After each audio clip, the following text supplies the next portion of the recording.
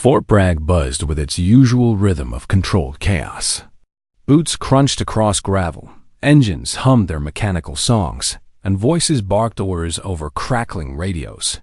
But inside the weapons maintenance bay, silence reigned like an unspoken prayer. The air hung thick with the familiar scent of gun oil, cleaning solvent, and cold steel. Every rack stood in perfect alignment, every tool positioned with surgical precision, every screw accounted for down to the last thread. At the center of this mechanical sanctuary, hunched over a disassembled sniper rifle, sat Anna Blake. She wore no uniform, carried no rank insignia, displayed no ribbons or commendations. Just a faded black hoodie, worn jeans that had seen better days, and a simple name patch stitched onto her contractor vest that read block letters. She was a civilian armory technician, invisible to most who passed through these halls. For nearly 5 years, Anna had inhabited this space like a shadow. Swift movements, silent efficiency, precise handling of every weapon that crossed her workbench. The armory was her domain, and she ruled it not through authority or intimidation, but through pure expertise. Bolts, barrels, triggers, optics. She treated each component like it held sacred meaning, like it was far more than mere hardware. In her steady hands, they truly were.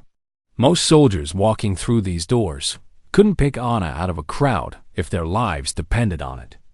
She moved through their world without making ripples, speaking only when spoken to, working with the kind of focused intensity that made others uncomfortable. Nobody asked about her background, her training, or where she'd learned to handle weapons with such reverence. Most didn't even bother with basic pleasantries. Anna didn't mind the isolation. The silence suited her perfectly.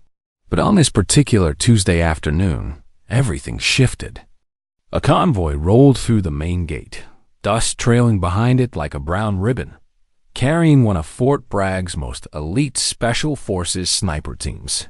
Fresh from deployment, lean and weathered from months in hostile territory, they moved with the confident swagger of wolves in uniform. They were here to log their weapons back into the system, recalibrate for upcoming training exercises, and maybe show off just a little to the base personnel who'd never left American soil. Among them strode Staff Sergeant Cole Richards, broad-shouldered, with sharp blue eyes that missed nothing, and an attitude honed by years of high-stakes operations overseas. Richards commanded attention without uttering a word. When he entered the armory, the handful of soldiers inside automatically stepped aside, creating a clear path to the main counter. Richards dropped a battered Pelican case onto Anna's workbench with a solid thunk. The latches clicked open with practiced efficiency, revealing a Barrett rifle nestled in custom foam padding. The weapon bore the scars of real combat, small scratches on the stock, wear marks on the barrel, the kind of honest damage that came from saving lives downrange. Needs a complete teardown, Richard said, without looking directly at Anna. His voice carried the casual authority of someone accustomed to immediate compliance. Anna glanced up briefly, offered a subtle nod, and pulled the massive rifle toward her with movements that seemed almost choreographed. She didn't smile, didn't ask unnecessary questions about the weapon's history or recent use. Her fingers went immediately to the bolt assembly, then moved to the upper receiver. Within seconds, the complex rifle began coming apart in her hands like she was folding laundry. Richards leaned against the counter, watching with growing interest. "You handled it like you've done this procedure 1,000 times before." "I have," Anna replied without breaking her rhythm or looking up from her work. "You ever actually fire one of these things?" Anna paused for just a moment. Barely. A heartbeat, before continuing her disassembly. "No, why would I? I'm not in uniform," she said simply. Richards let out a short laugh, like he didn't believe her response for a second. "That's got absolutely nothing to do with it. You ever want to see what they can really do?" Anna shrugged. her attention focused on removing the firing pin with surgical precision. "I don't waste ammunition." Richards tilted his head, studying her face more closely now. Something in her movements, the way she handled each component, suggested familiarity. That went far beyond basic maintenance training. "You talk like someone who's actually looked through a scope before." Anna said nothing, continuing her methodical work in silence.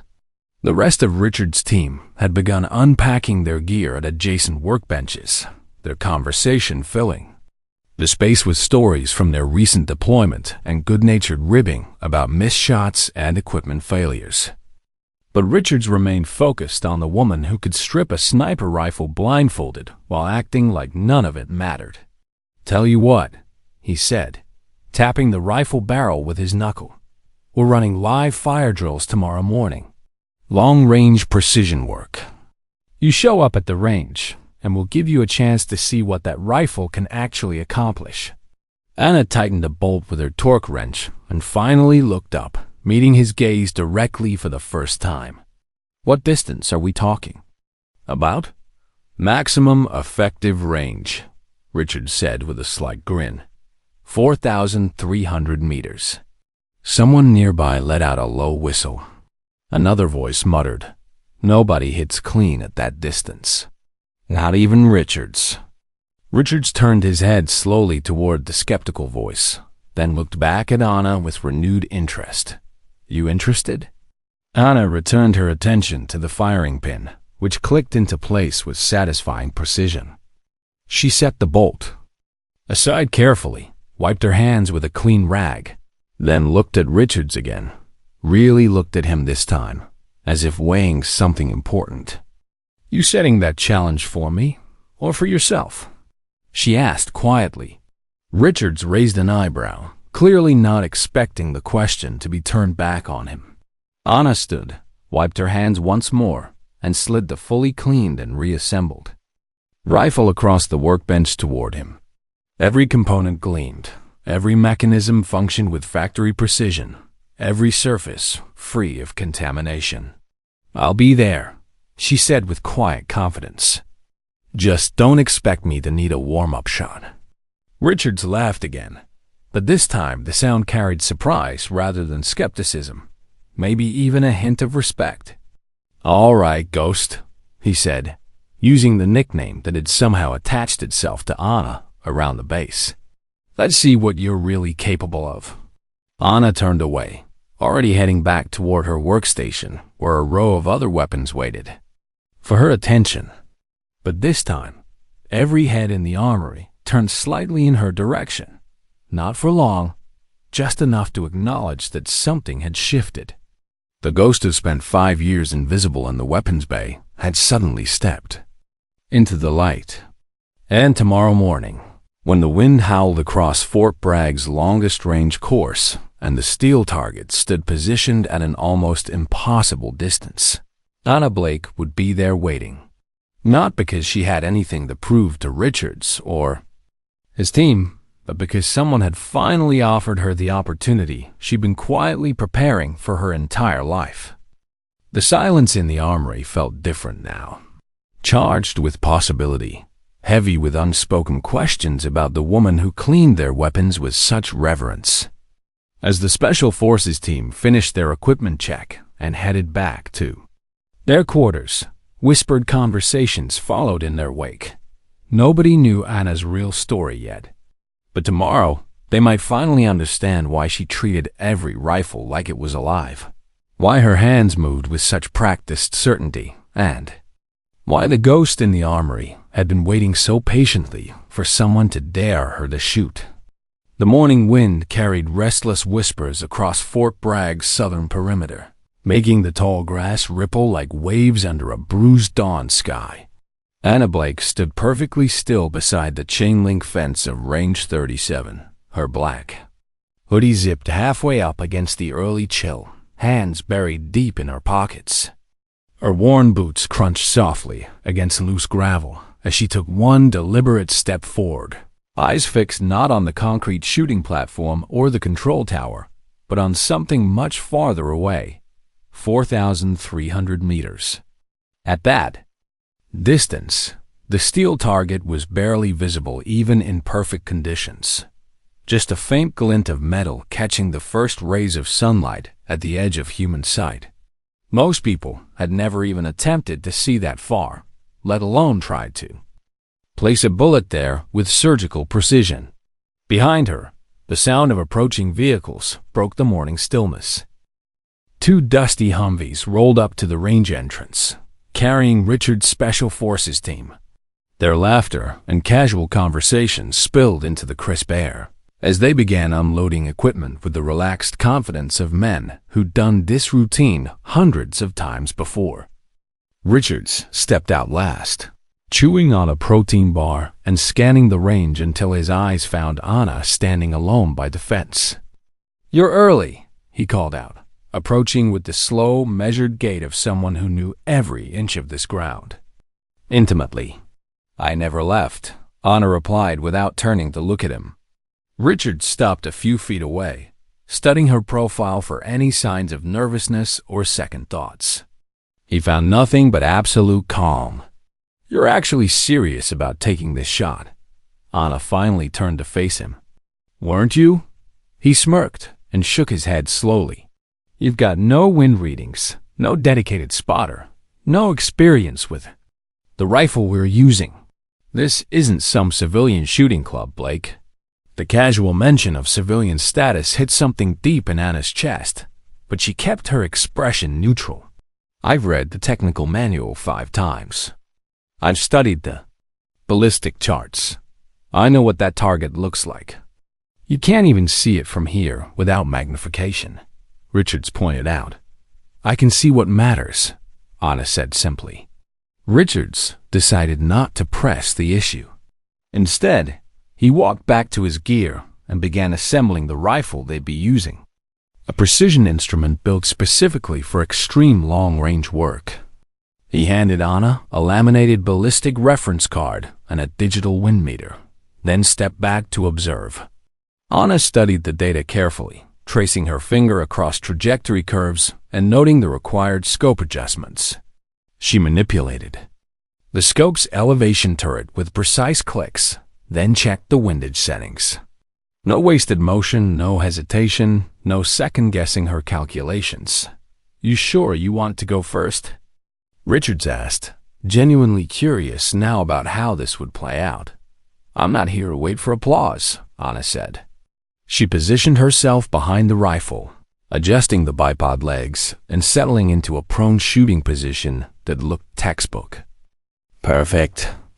Her cheek found the stock naturally. Her breathing slowed to a controlled rhythm, and her left hand made minute adjustments to the scope. Through the powerful magnification, the distant target shimmered slightly in the morning heat haze, distorted by atmospheric conditions and rising thermals from the sun-warmed earth. It looked more like a mirage than a solid piece of steel, but Anna didn't blink or show any sign of doubt. She took 3 long, measured breaths, then held the 4th halfway through the exhale. Her finger found the trigger and applied steady pressure until the rifle fired. The recoil drove the weapon back into her shoulder with violent force, and the sharp crack of the gunshot rolled across the range like thunder. Then came silence, the kind of absolute quiet that follows moments of truth. The team's designated spotter pressed his eye to a high-powered spotting scope, scanning the target area while the others waited in tense anticipation. Seconds stretched into what felt like minutes. At that distance, the bullet needed time to travel, arcing high above the earth before dropping toward its intended destination. Then it came, a distant metallic ping that carried across the vast range like someone had struck a bell on the far side of the world. "Impact confirmed," the spotter whispered, his voice filled with disbelief. "Center mass." Nobody spoke for several heartbeats. The implications of what they'd just witnessed needed time to sink in. Finally, one of the younger operators let out a low whistle. Another laughed nervously and said, "That's not possible." Anna stood without saying a word, stepped back from the rifle, and calmly removed her shooting gloves. She brushed a leaf from her sleeve with the same casual attention she might give to any routine task. Richard stared at her with a mixture of shock and grudging respect. You calculated for spindrift? Yes. Coriolis effect? Yes. Atmospheric pressure variations? Anna nodded. And the angle of the sun? Richards blinked, then let out a laugh of pure amazement. That shot was absolutely textbook. That shot was... He paused, searching for words. That shot was supposed to be impossible. It was mathematics, Anna said calmly, and patience.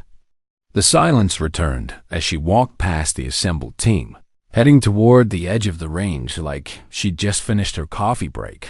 There was no arrogance in her movement, no showboating or self-congratulation. She'd simply accomplished what she'd come to do and saw no reason to linger for praise or explanation. Richards watched her go, still processing what he'd witnessed. He turned to his team, most of whom stood frozen in various stages of disbelief. Did anyone record that? He asked. No cameras were running. Someone replied. We thought she was. Just checking equipment tolerances. She wasn't checking anything, Richard said quietly. She was proving something. One by one, the Special Forces operators began packing their gear in contemplative silence. The joking and casual banter that usually filled their training sessions had evaporated completely. Though none of them would admit it out loud, each man understood that they'd just witnessed something that challenged their fundamental assumptions about skill, training, and capability. They'd watched a civilian contractor, someone they'd barely noticed before today, accomplish a feat that most of them had never even attempted. More unsettling than her success was the complete lack of drama surrounding it. Anna had approached the impossible shot like it was routine maintenance, executed it with casual precision, and walked away without seeking recognition or validation. As the team loaded their vehicles and prepared to return to base, whispered conversations began to spread. Word of Anna Blake's impossible shot would travel fast through Fort Bragg's interconnected network of soldiers, technicians, and support staff. By evening, the story would be told and retold, growing slightly larger with each telling. But the core truth would remain unchanged. The ghost in the armory had stepped out of the shadows long enough to hit a target that existed at the very edge of human capability. And she'd done it on her first attempt, as if she'd been practicing. That exact shot her entire life. Richards took one last look at the distant target, still barely visible in the growing morning light. Somewhere out there, embedded in steel, was proof that everything he thought he knew about precision shooting had just been challenged by a woman who cleaned rifles for a living. Tomorrow, he decided, he would ask Anna Blake to do it again. Because once might be luck, but twice would be something else entirely. Something that would force everyone at Fort Bragg to reconsider their assumptions about the quiet contractor who'd been hiding in plain sight for 5 years. The impossible shot had been fired. Now it was time to see if Anna Blake could make the impossible look routine. 2 days had passed since Anna Blake's impossible shot, but the buzz around Fort Bragg showed no signs of fading. Word spread through the base like wildfire, jumping from barracks to mess halls, from training grounds to command offices. Everyone had their own version of the story. Some claimed she'd hit the target blindfolded. Others insisted she was a retired Olympic shooter or a secret government asset. A few even suggested she was some kind of savant raised by mountain snipers in the wilderness. Nobody had footage. Nobody had official documentation. But they all had one word that followed Anna wherever she walked: ghost. Anna tried to ignore the attention and returned to her normal routine. She arrived at the armory before sunrise, coffee in hand, toolbox clicking softly at her side. But everything felt different now. People paused when she walked past them on base. They didn't speak to her directly, but they stepped aside with something approaching reverence, or perhaps uncertainty about what they were dealing with. Inside the armory, her tools remained exactly where she'd left them, but someone had placed a folded note on her primary workstation. Anna unfolded the paper and read the message written in block letters. If it wasn't luck, prove it again. Below the challenge, someone had scribbled GPS coordinates for a location just outside Fort Bragg's official boundaries. Anna studied the coordinates for a moment, then folded the paper and slipped it into her back pocket without changing expression. She spent the rest of the day working on routine maintenance tasks, cleaning and calibrating weapons with her usual methodical precision. But everyone who entered the armory could sense something building beneath her calm exterior. That evening, under a sky painted in burnt orange and deep blue, Anna stood at the edge of an abandoned field about 20 minutes from base. Tall grass swayed in the gentle breeze, whispering secrets to the wind. The makeshift shooting range had been established without official oversight. No military guards, no safety protocols, no regulations. Just a steel target bolted to a rocky outcrop 4,300 meters away, a wind indicator flag hanging limp beside it, and a single table supporting a rifle that definitely wasn't standard military issue. The precision rifle waiting for her was a custom-built instrument designed specifically for extreme long-range work. It had been cleaned, calibrated, and prepared with obvious care. A laminated data card was clipped to the bipod, showing detailed ballistic information and atmospheric readings. Richard stood nearby with his arms crossed, looking like he hadn't blinked in hours. "You came," he said when Anna approached. Anna nodded once. "Is this area authorized for live fire?" "It's borrowed for the evening," Richards replied. "Officially, we're not here." Anna walked toward the shooting position and examined the rifle setup. She adjusted the cheek rest height, peered through the scope, and began running calculations aloud in a steady voice. 31 minutes elevation adjustment. 5 clicks left for windage. Spin drift compensation 3 inches right. Mild tailwind, no additional adjustment needed. Richards exhaled slowly. Not from surprise this time, but from growing respect. "You've definitely done your homework." "I wrote the equations myself," Anna said simply. The distant target shimmered in the evening heat, looking even more unreal than it had 2 days earlier. Anna wouldn't be shooting from a prone position this time. The terrain required her to use the shooting bench, giving her a slightly elevated angle over the intervening trees. The humidity hung heavy in the air, but visibility remained clear. No atmospheric distortion yet. A good shooting window. Anna settled behind the rifle like she was coming home. Her movements were economical, purposeful, completely lacking in wasted motion or nervous energy. "Who taught you to shoot like this?" Richards asked quietly. "My grandfather," Anna replied, making minute adjustments to her position. "Korean War veteran. He made me hit targets at 500 yards before I was allowed to drive his truck." Richards chuckled softly. "That would explain a few things." "Everything else," Anna continued, "was just study and practice." A long pause settled between them as Anna prepared for the shot.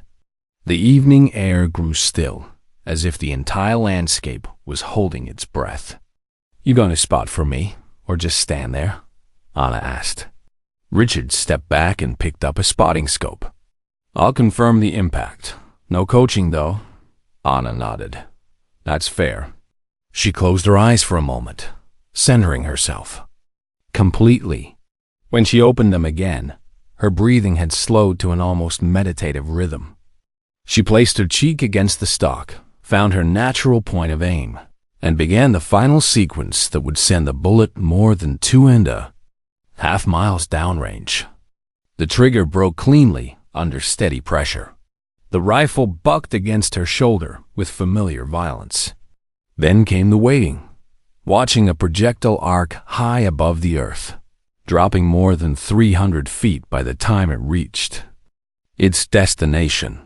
The sound of impact carried across the field like a tuning fork struck by lightning, a pure, metallic tone that seemed to hang in the air longer than physics should have allowed. Richards lowered his spotting scope, his mouth slightly open. "Dead center," he said quietly. "I can see the impact mark from here." Anna stood slowly, brushing grass from her sleeves. "Twice isn't luck." "No," Richards agreed. "Twice is something else entirely." He walked over and handed Anna a water bottle, then turned back to stare across the darkening field. "Nobody has ever done that twice in a row without a full support team, weather station, and weeks of preparation. You just showed up and made it look routine." Anna took a sip of water and looked toward the distant target. The wind had picked up slightly, stirring the grass into gentle waves. "They'll still say it wasn't real. People always need explanations for things that don't fit their expectations."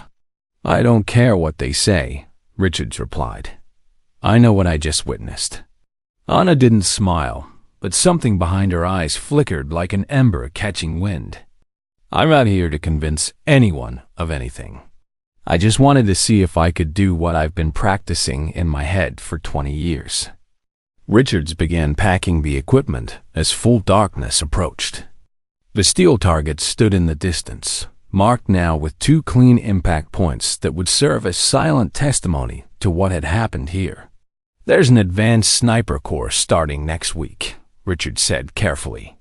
"I could submit a waiver request to get you enrolled as an observer."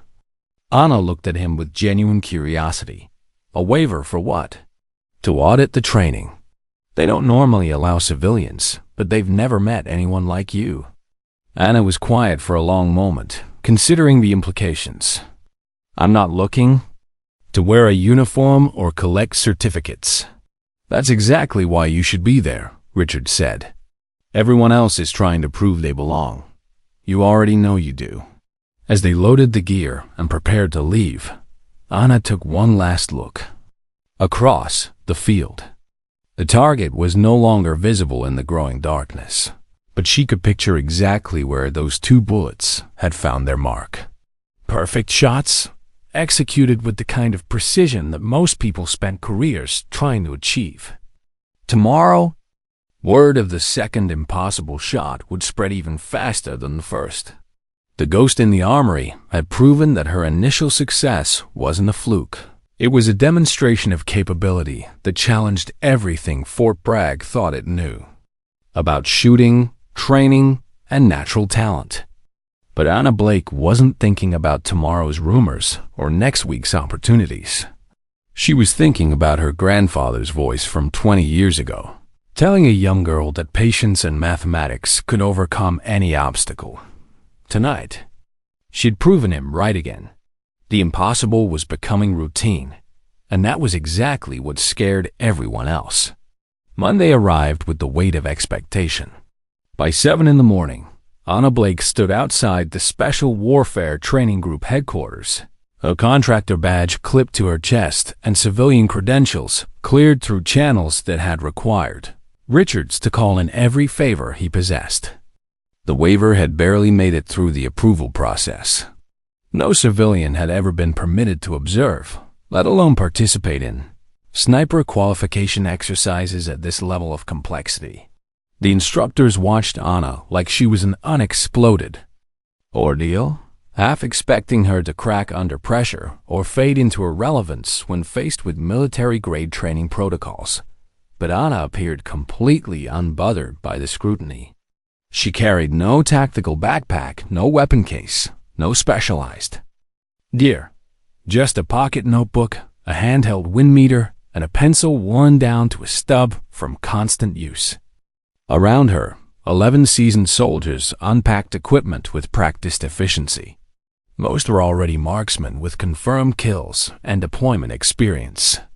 They adjusted scopes, synchronized with spotters, and prepared mentally for a week of tactical challenges designed to push human capability to its absolute limits.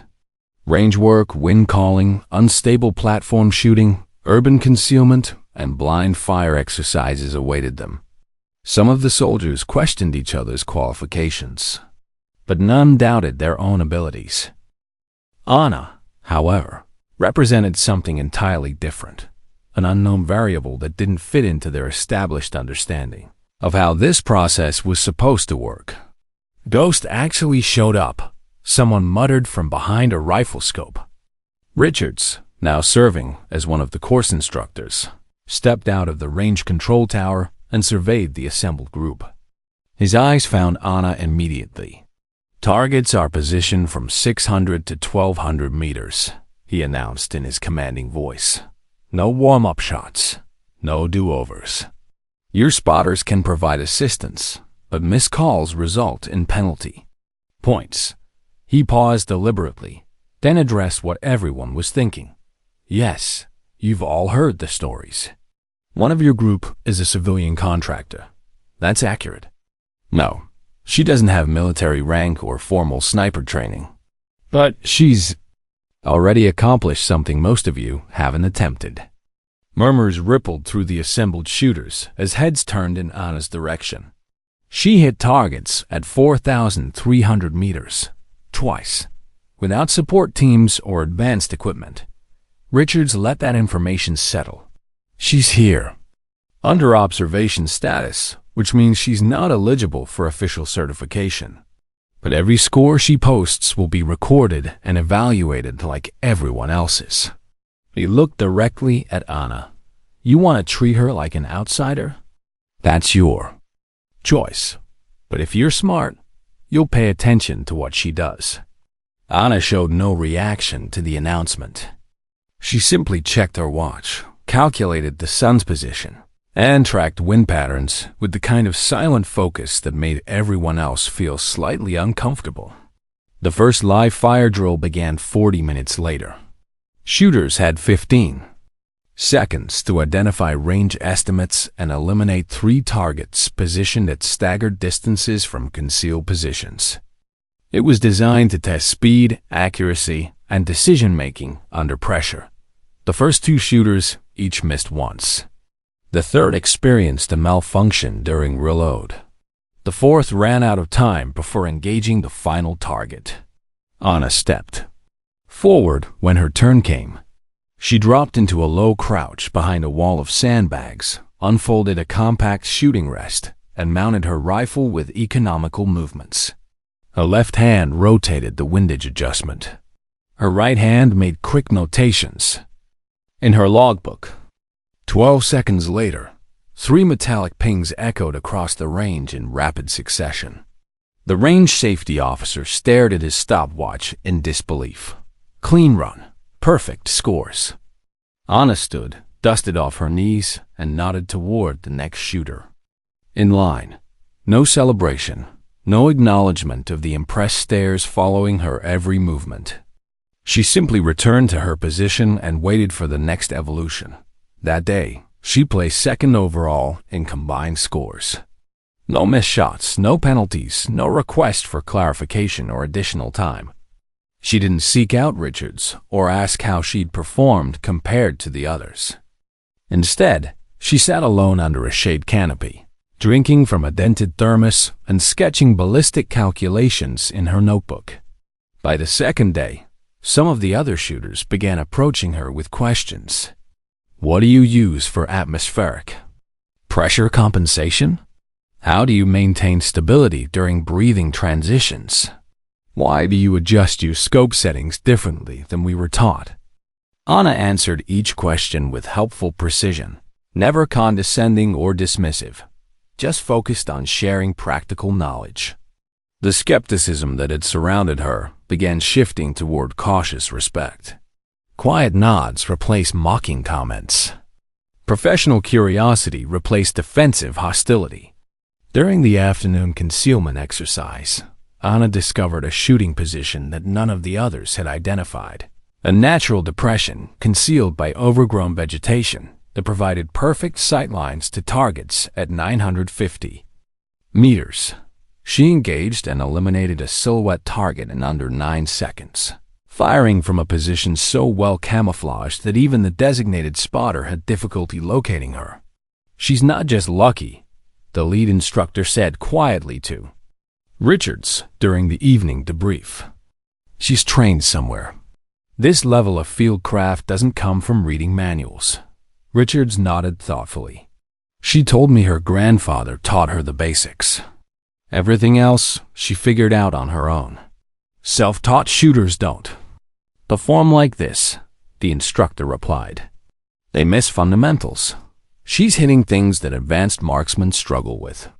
That night, while the other students rested in their assigned quarters, Anna remained in the classroom, recalculating wind drift patterns for the next day's long-range exercises.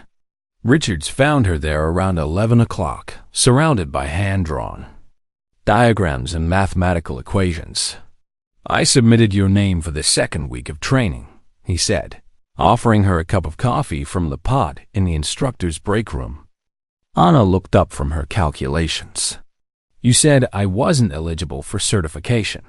"I may have been wrong about that," Richards admitted. "Some rules can be adjusted when the circumstance is warranted." Anna accepted the coffee, but didn't drink it immediately. "You know they won't let me officially graduate." "Probably not," Richards agreed. "But that's not why you're here, is it?" Anna was quiet for a long moment, as if deciding whether to reveal something she'd kept hidden. Finally, she said, "I've spent 5 years cleaning weapons that come back from places I'll never see. Every rifle tells a story. Where it's been, what it's done, how it was treated. I wanted to understand those stories from the other side." Richard sat down across from her. "And now? Now I know that the rifles I clean are in good hands," Anna said simply. "Most of the time." She returned to her calculations, but Richards sensed there was more she wasn't saying. Tomorrow would bring the most challenging phase of the course, exercises that had eliminated experienced soldiers and humbled veteran snipers. If Anna Blake was going to prove herself definitively, it would happen in the next few days.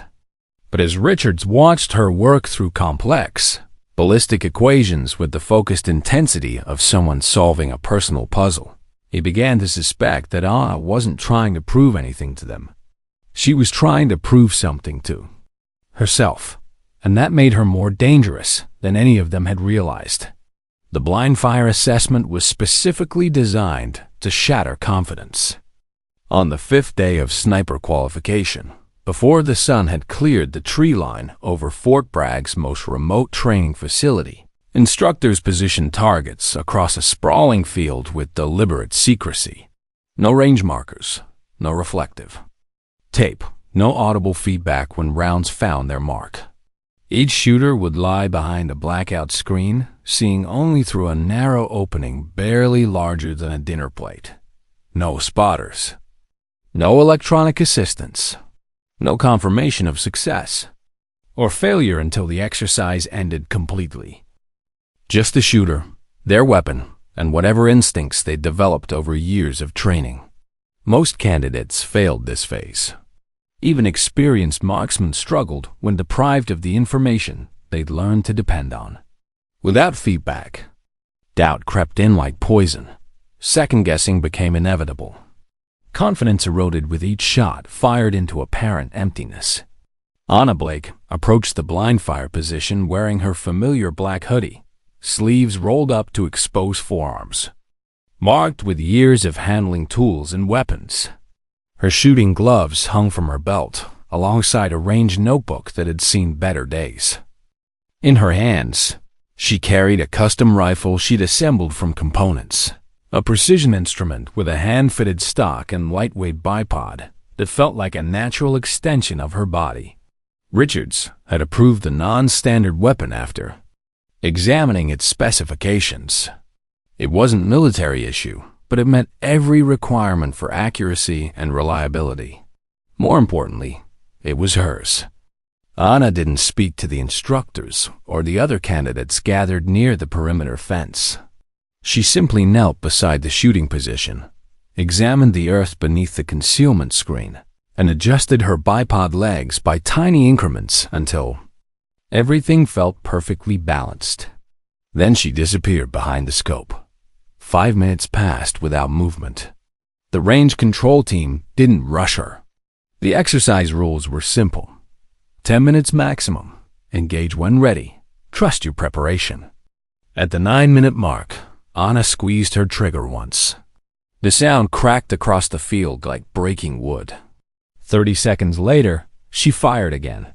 Then absolute silence. When the time limit expired, range personnel moved downfield to assess the targets. Radio chatter confirmed what the electronic sensors had already recorded. 2 targets engaged, both. Direct hits, estimated range just over 1,000 meters. Impossible, one of the candidates whispered. She's memorized the entire range layout. She's reading wind patterns from the air itself, another muttered, like he was describing supernatural phenomena. Even the lead instructor, a former special operations sniper with 20 years of combat experience, nodded with quiet appreciation. He wrote a single word on his evaluation sheet: textbook. Anna emerged from behind the concealment screen, brushing dirt from her clothing with the same casual attention she might give to any routine task. She didn't smile or show any sign of satisfaction. She simply secured her rifle in its case and sat on the edge of a concrete barrier while the other candidates tried to process what they'd witnessed. Her performance hadn't been dramatic or flashy, but it had fundamentally altered the atmosphere of the course. By lunch break, nobody was looking at her like a civilian anymore. They were looking at her like a standard they couldn't quite reach. One of the younger snipers, Private Marcus Davidson, approached her hesitantly during the meal break. "Hey, mind if I ask how you called your shots without wind readings?" Anna looked up from her notebook. There were wind readings. "Yeah, but how did you interpret them without instruments?"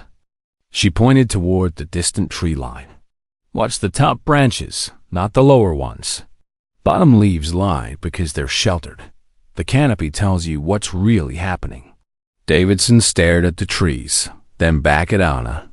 "I never thought to look there." "You will now," she said, returning to her calculations. By the end of day 5, Anna ranked first in overall accuracy scores. Not among the observers or special cases, among everyone. She'd outshot soldiers with years of specialized training, multiple deployments, and advanced certifications. That evening, the instructor cadre gathered in their private briefing room for their daily assessment meeting. "She shouldn't be here," one instructor argued. "She's not military personnel.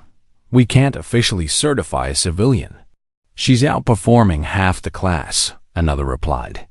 "If we deny her recognition, we look like we're playing politics instead of evaluating skill." "She doesn't even want the certification," Richards added. "She's not here for career advancement."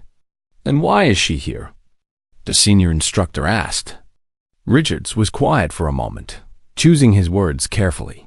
"Because she spent her entire adult life being underestimated. Now she's showing all of us what we missed." Later that night, as base lighting dimmed and candidates prepared equipment for the next day's urban concealment exercise, Anna sat alone under the stars. She worked in her logbook with slow, deliberate strokes, recording atmospheric data and trajectory calculations with the precision of someone documenting scientific experiments. Richards approached and placed a sealed envelope beside her on the bench. "What's this?" Anna asked without looking up from her notes. "Unofficial documentation," Richards replied. "You just set a course record for blind engagement accuracy. Fastest confirmed dual target elimination under blackout conditions in the history of this program." Anna picked up the envelope, examined the official seal, then set it down without opening it. "I don't need paperwork to confirm what I watched happen." Richards crouched beside her, balancing on his heels. What are you really trying to accomplish here?" She was quiet for a long moment, as if deciding whether to share something she'd kept private. Finally, she spoke. I clean weapons every day. Rifles that come back from places I'll never see. Carrying dirt from mountains I'll never climb. Marked with experiences I'll never understand. Every time I reassemble those weapons, I wonder if the people who used them really knew what they were holding. Richards listened without interrupting. I don't want recognition or career opportunities, Anna continued. I just want the rifles I maintain to know that someone out here still understands what they're capable of. Someone who treats them with the respect they deserve. Richards exhaled slowly. You're the first person I've met who talks about weapons. Like they have memory. They do, Anna said quietly. Every shot leaves an impression. Every mission becomes part of their story. A comfortable silence settled between them. Finally, Richard stood and brushed dust from his uniform. Tomorrow's exercise is urban concealment and infiltration, he said. Most challenging phase of the entire course. Nobody's ever completed it without being detected at least once. Anna smiled slightly, the first genuine expression of amusement she'd shown all week. Then, it's overdue for someone to change that record. The next morning would bring the ultimate test of fieldcraft, patience, and tactical thinking. Anna Blake had proven she could shoot with supernatural accuracy. Now she would have to prove she could become completely invisible while moving through a hostile environment. But as Richards watched her work through complex calculations under the starlit sky, he began to suspect that invisibility was something Anna had been practicing her entire life. The course began at 6 sharp with nothing more than a quiet radio transmission sent to all participants. Begin Phase 6. No formal announcements, no detailed briefings, just the understated beginning of what many considered the most demanding challenge in advanced sniper training. This phase wasn't about shooting accuracy anymore. It was about urban concealment, tactical movement, infinite patience, and the ability to become completely invisible while operating in hostile territory. The candidates had 6 hours to infiltrate a simulated village constructed within a massive training complex, reach a designated rooftop target building, and place a dummy round inside a marked container without being detected by an extensive security network. Most of the soldiers wore urban camouflage, lightweight tactical gear, and night vision equipment. They moved like predators through the artificial environment, crawling through drainage systems, hiding in stairwells, waiting behind dumpsters and abandoned vehicles.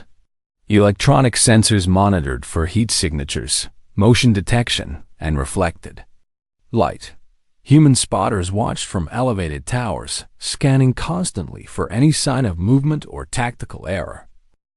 Anna entered the exercise zone 10 minutes after everyone else had begun their infiltration attempts. She wore no tactical vest, no advanced camouflage, no electronic countermeasures. Just her familiar black hoodie, dark jeans, and her rifle. Wrapped in a matte gray cloth that seemed to blend perfectly with concrete and shadow. Richards, monitoring the exercise through an overhead drone feed, said nothing at first. The instructors beside him were so focused on tracking the other candidates that they didn't immediately notice Anna's entry into the zone. Wait, one instructor sighed, tapping his monitor screen. Did she just walk through the industrial district without triggering anything? She's not showing up on thermal imaging, another muttered, adjusting his sensor settings. She's masking her heat signature somehow. By the second hour, 4 candidates had been eliminated. Helmet reflections caught security cameras. Footsteps triggered vibration sensors. Equipment clinked against metal surfaces. Anna hadn't activated a single detection system. By the 3rd hour, she hadn't been spotted once by human observers. By the 4th hour, the instructors were actively searching for her with every available surveillance method. At 4 hours and 37 minutes, a single security camera inside the target building experienced a brief technical glitch. When the feed restored, there was a dummy round sitting inside the designated container, tagged with a slip of paper that read, You weren't watching the water access tunnels. Richards laughed quietly under his breath. Check the drainage system under Building B, he told the monitoring technician. Sure enough, thermal sensors detected faint residual body heat in a maintenance tunnel that ran directly beneath the street to the base of the target structure. It was a route that no other candidate had even considered attempting, a narrow, partially flooded passage that required crawling through standing water and complete darkness. She used the runoff temperature to mask her own heat signature. One instructor said with obvious admiration, "That technique isn't in any manual I've seen." "It is now," another replied, making notes for future training updates. The exercise continued for the remaining candidates. Only 2 others managed to reach the target container, and neither accomplished the mission without being detected multiple times. Only Anna had completed the infiltration with 0 compromises. No alerts, no visual contact, no electronic signature, except for the evidence she'd chosen to leave behind. That evening, after the formal debrief session, most of the course participants gathered in the mess hall. Plates of food sat half-finished as adrenaline from the day's challenges slowly faded. Conversations focused on a single topic. How did she move through that environment without leaving any trace? One sniper whispered. "She's not human," Davidson muttered. "She's some kind of tactical software running on biological hardware." Richards entered the mess hall, carrying 2 cups of black coffee. He placed one in front of Anna, who sat alone near the exit doors, apparently reviewing her notes from the day's exercise. "No specialized equipment?" he asked, settling into the chair across from her. Anna looked up. "Too much gear slows you down. I move better without it." "You think like water," Richards observed. "Flow into the available spaces. Make everything else adapt around you." Anna nodded thoughtfully. "Have you ever watched a stream cut through solid rock? It's not about force. It's about persistence and finding the path of least resistance." "Exactly," Richard said, sipping his coffee. "Tomorrow's the final evaluation. You'll have one opportunity to demonstrate everything you've learned. Weather forecast says rain-wind conditions will be challenging. You'll be shooting across elevation changes through tree cover in a dynamic environment." "I know," Anna said simply. "That's the challenge I came here for." "What makes you think you're ready for it?" Anna didn't hesitate. "Because I've been visualizing that shot every night since I was 16 years old. Nobody ever gave me the opportunity to take it, but I never needed the actual trigger pull to know it was mine." Richards leaned back in his chair, studying her expression. "You sound like you've already made peace with the outcome." "I have," Anna said. "I've practiced that exact shot in my mind thousands of times. Different weather conditions, various wind patterns, multiple equipment configurations. I know every variable that matters." The conversation had drawn the attention of other candidates nearby. Without speaking, they'd begun listening to Anna describe her mental preparation with the kind of clinical precision usually reserved for scientific presentations. "You're not competing against us," Davidson said quietly. "You're teaching us something."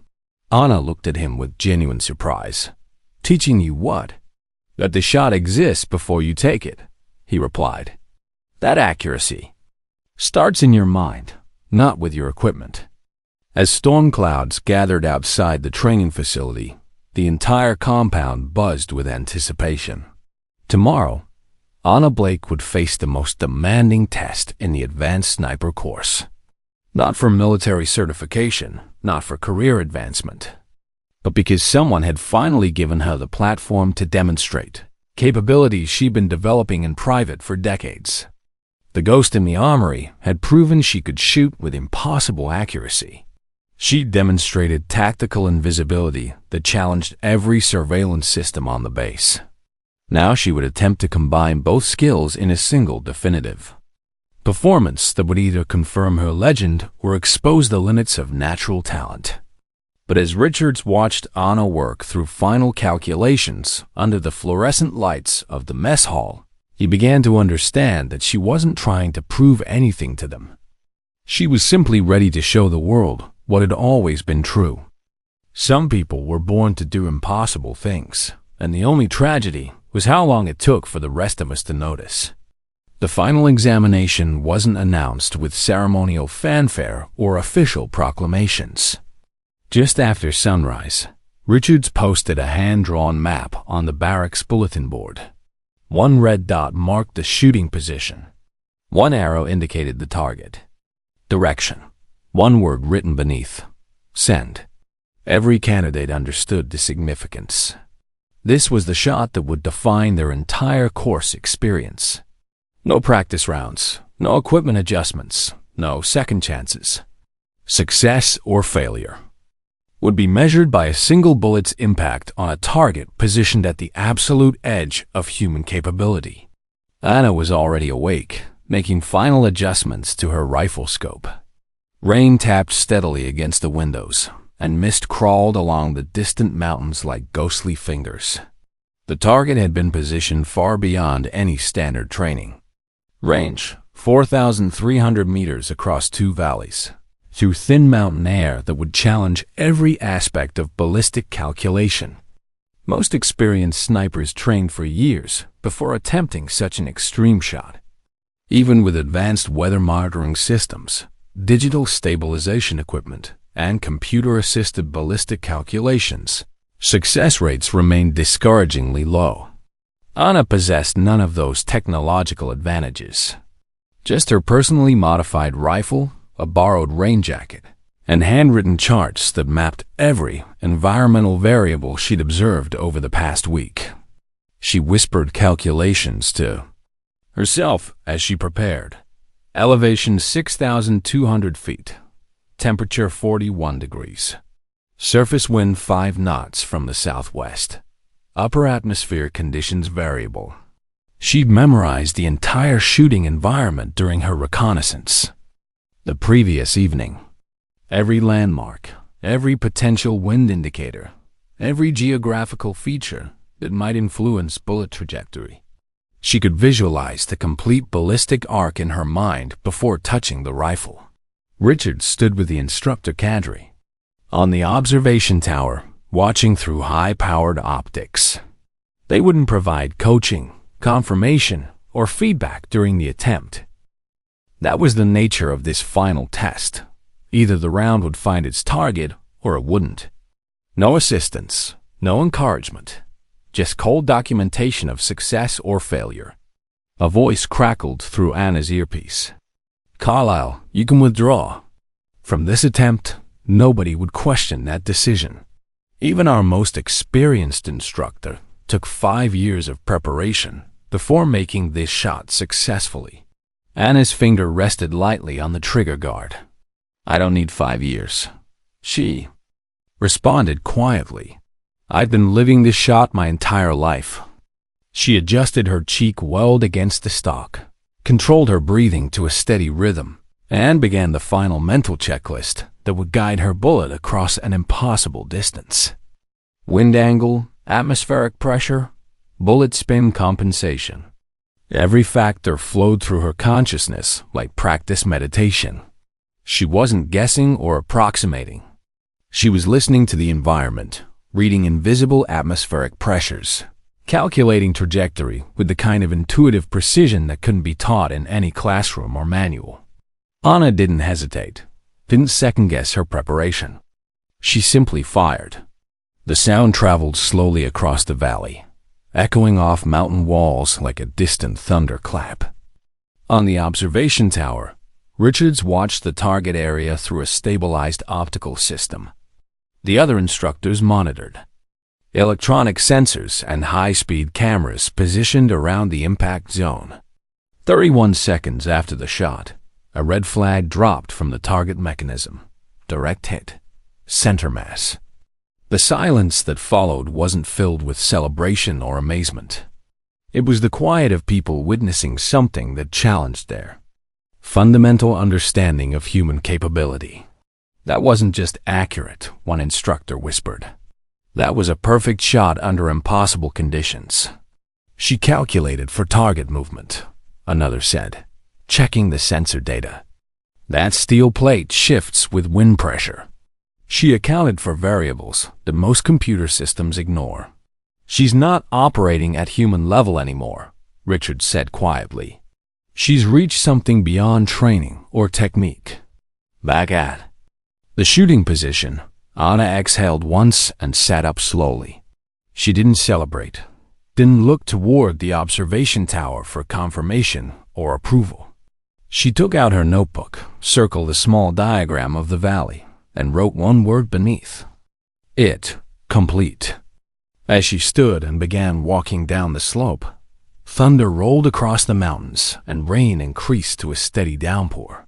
She pulled a tarp over her rifle and moved with deliberate steps, as if she'd just finished routine maintenance rather than accomplish something that would be discussed in military circles for decades.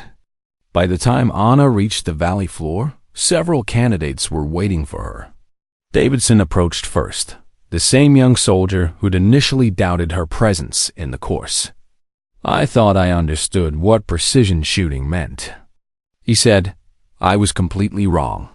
Anna looked at him with calm attention. You still have time to learn what it really means. What if I never reached that level of skill? You're not supposed to shoot like me, Anna replied. You're supposed to discover what you're capable of. My shot isn't your shot. Your potential is something entirely different. Behind her, two instructors approached carrying a folded flag, the traditional recognition for anyone who achieved a record-setting performance on the course. This belongs to anyone who establishes a new standard, the senior instructor said. It's customary to display it with your name in our Hall of Records. Anna accepted the flag but shook her head. I don't want my name on any wall. Why not? Richards asked, genuinely curious. Because the next woman who walks into that armory without rank or credentials should be able to shoot without thinking she has to prove she belongs here, Anna said. Recognition should be about the shot, not the shooter. Richards opened the passenger door of his vehicle and motioned for Anna to get in. The drive back to the main base was quiet, except for the rhythmic sound of windshield wipers clearing away the persistent rain. Finally, Richard spoke. You've accomplished something that will be remembered for years. No, Anna replied. I just demonstrated what people thought wasn't allowed. He glanced over at her. Do you still think you're just a rifle technician? Anna looked down at her hands, calloused from years of precise work, steady despite the magnitude of what she'd just accomplished. I think I'm someone who understands weapons better than most people understand themselves. Richard smiled. Then, maybe it's time we found out what else you can teach the rest of us. By morning, news of Anna's final shot had reached military headquarters across multiple commands. Drone footage, slow-motion replays, wind analysis data, and ballistic telemetry were already circulating among senior officers with subject lines like, Civilian achieves impossible shot, an unknown asset at Fort Bragg. But Anna didn't read any of the reports or reviews. She sat in her familiar corner of the empty armory, methodically cleaning the rifle that had served her so well during the course. Each component received careful attention. Each surface was restored to perfect condition. The weapon had performed flawlessly. It deserved respect and proper maintenance. At 10 in the morning, a convoy of official vehicles arrived at the base. Entrance. Representatives from Special Operations Command, the Department of Defense, and Advanced Weapons Research Divisions stepped out, carrying briefcases and wearing expressions of serious purpose. They weren't here for routine inspections or administrative meetings. They were here because someone had just redefined what they thought was possible in precision shooting, and they wanted to understand how to harness that capability for national defense purposes. But Anna Blake was no longer thinking about their plans or opportunities. She was thinking about returning to the work she'd always loved, maintaining weapons with the reverence they deserved, listening to the stories they carried, and waiting for the next person who needed to discover what they were truly capable of accomplishing. The impossible shot had been fired and confirmed. Now it was time to see what would happen next. At noon, a graduation bell rang across the training compound, signaling the formal conclusion of the Advanced Sniper course. Candidates lined up for final evaluations and assignments. One by one, they received their marks, pass or fail, recommendations. For specialized units, orders for new duty stations. No media coverage, no ceremonial medals, just professional documentation of their performance. Then the course commander stepped onto the platform, holding a microphone that amplified his voice across the assembled group. "We had an exceptional situation this cycle," he announced. One civilian participant, with no formal military background, entered the most demanding sniper course in our training system and fundamentally changed our understanding of what's possible. Murmurs rippled through the ranks as candidates turned to look at Anna, who stood quietly at the back of the formation. She declined official ranking, refused permanent military affiliation, and will not accept career placement offers. But her performance must be acknowledged because it represents a new standard of excellence. He turned toward the folded flag. On the ceremonial table, Anna Blake, front and center. Anna stepped forward silently, her expression calm and focused. The commander unfolded the flag and extended it toward her with appropriate military bearing. "This recognition is for your unprecedented performance throughout this course. You've earned it through skill, dedication, and results that speak for themselves." Anna looked at the flag, then at the faces of the soldiers who'd sweated, struggled, and pushed themselves to their absolute limits over the past 8 weeks. Men and women who'd sacrificed time, comfort, and certainty to test themselves against impossible standards. Without hesitation, she turned and walked directly to Davidson, the young soldier who'd initially questioned her presence in the course. She placed the flag in his hands. "You take it," she said clearly enough for everyone to hear. Davidson stared at her in complete shock. "Why me?" "Because next time you face an impossible shot, you'll remember that you held this first," Anna replied. "And you'll know that impossible is just another word for something nobody's done yet." The formation didn't cheer or applaud. They stood in stunned silence, processing an act of humility that none of them had expected. In that moment, Anna had taught them something more valuable than shooting technique or tactical procedure. She'd shown them what real confidence looked like. Richards met Anna at the gate as she packed her single duffel bag. "You're really walking away from all of this?" Anna nodded. "This place gave me the opportunity I needed. That's all I ever wanted. They're offering you classified research positions, advanced weapons development projects, consulting contracts that would set you up for life," Richards said. "You could help design the future of precision shooting." "I'm not a weapon to be deployed," Anna said simply. "I'm a reminder." "A reminder of what?" "That capability doesn't need permission from institutions or recognition from authorities," she replied. "Excellence exists whether or not anyone notices it." Richards nodded. Slowly, understanding something fundamental about Anna's motivation. "So what happens now?" Anna shouldered her bag and looked toward the horizon beyond Fort Bragg's boundaries. "I go back to where they found me. I clean rifles. I listen to their stories. I watch for the next person who's been told they can't do something. And when I find them, I'll be there to help them prove everyone wrong." 2 weeks later, the story leaked through military communications networks, social media platforms, and veteran discussion forums. How a civilian contractor had outperformed every ranked sniper in an elite course. How she'd refused career opportunities and walked away from recognition. How she'd left the ceremonial flag with another soldier and disappeared back into the maintenance world where she'd started. Military forums debated her techniques. News organizations scrambled to locate her for interviews. Social media channels turned her into a legend, sharing fragments of her story with hashtags like Anna hit 4,300 meters and "What's stopping you?" But no journalist or researcher could track her down.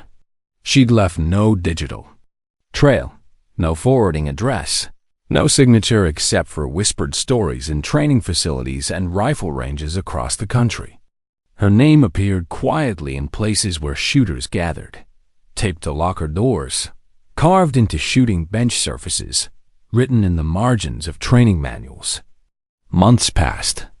Then one spring morning, at a civilian shooting range in rural Montana, a teenage girl approached a weathered sniper practice station. The range instructor smiled condescendingly. "What are you planning to do with that rifle, sweetheart? That's not equipment for beginners." The girl didn't respond. She simply adjusted the scope settings, settled into a perfect shooting position, and fired a single round downrange. The bullet struck the target with a sharp metallic ping that carried across the entire facility. Dead center hit at 800 meters. From behind the equipment counter, a woman in a faded baseball cap, an oil-stained work apron, looked up with the slightest hint of a smile. "Told you," she murmured quietly. "The shot's already real. You just have to take it." The girl turned around, and for a moment, their eyes met. Anna gave her an almost imperceptible nod, the kind of acknowledgement that passes between people who understand something important about themselves and the world. The teenager packed her equipment and left without seeking praise or explanation. But something had changed in that brief exchange. Another person had discovered what they were capable of accomplishing when nobody expected it from them. Anna returned to her work, cleaning and maintaining weapons with the same reverence she'd always shown. But now she carried something additional. The knowledge that her story was spreading quietly through communities of shooters, inspiring people who'd been told to accept limitations they'd never chosen for themselves. She didn't need fame or recognition or institutional validation.